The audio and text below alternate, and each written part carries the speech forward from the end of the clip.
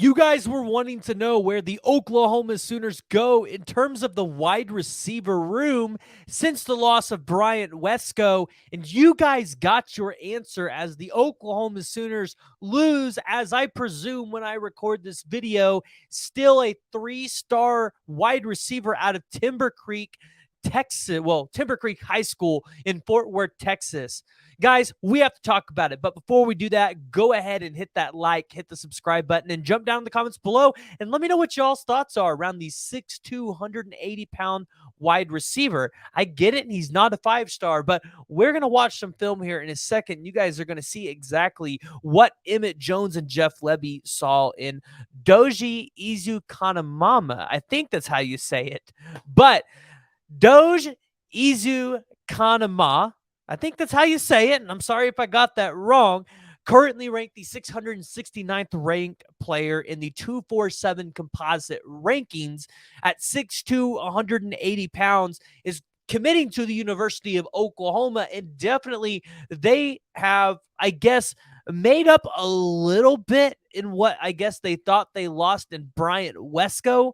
At least you got a wide receiver that has some size. I know a lot of people are favoring Zion Raggins, and I believe that by the time I'm recording this video, I believe it might be coming out around the time that I'm on the wedding or on the honeymoon. So you guys will just, if it seems a little off, incorrect information, that's kind of why. But Doge Izukanma, basically, I'm assuming Zion Raggins is not committed. So this gives you your third wide receiver commit in the class.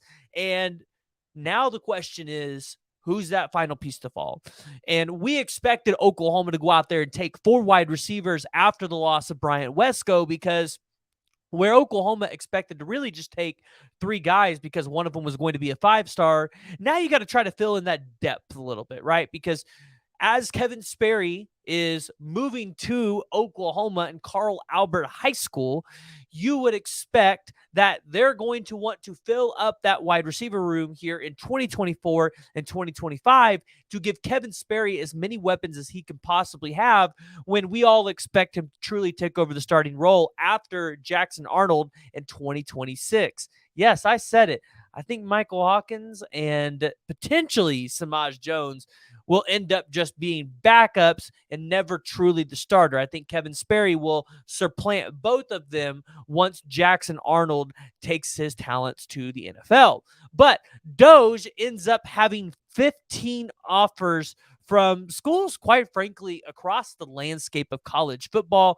You see him kind of representing from all different conferences, but you might say, well, this is a 3-star guy. Why are we excited about 3-star university?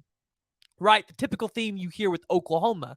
Well, you have offers from the likes of Miami. You have offers from the likes of Oregon, TCU, Texas A&M, Wisconsin, Texas Tech, who, by the way, does really well at developing wide receivers and really just running that air raid offense. You have Arkansas, Arizona, Kansas State, Kansas, Missouri. You kind of catch the drift. He's getting a bunch of Power 5 offers, and a couple of those are elite schools. Basically, he got a offer from Oklahoma during the BV camp on June 8th, in which we kind of covered that a little bit. And that's where we're going to go ahead and dive into some film a little bit on Doge.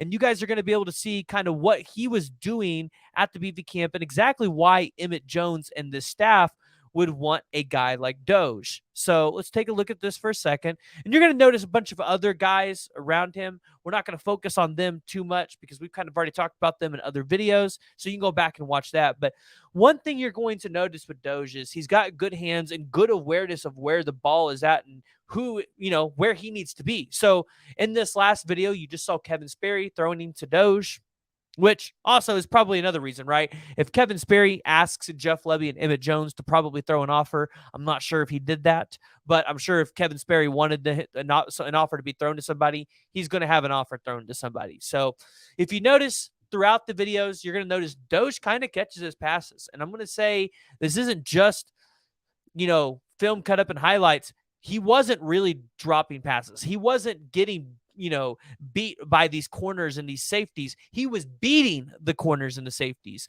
So it might not be that top end speed that you see with a lot of the other wide receivers, but he is able to utilize his length when he gets into those situations. And right now you're going to see an ad for StreamYard, which is, by the way, something that I use to record these videos.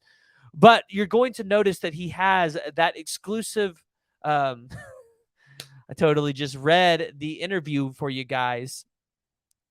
You guys are going to notice that he has the ability to break away from those corners and those safeties when they're able to catch up to him.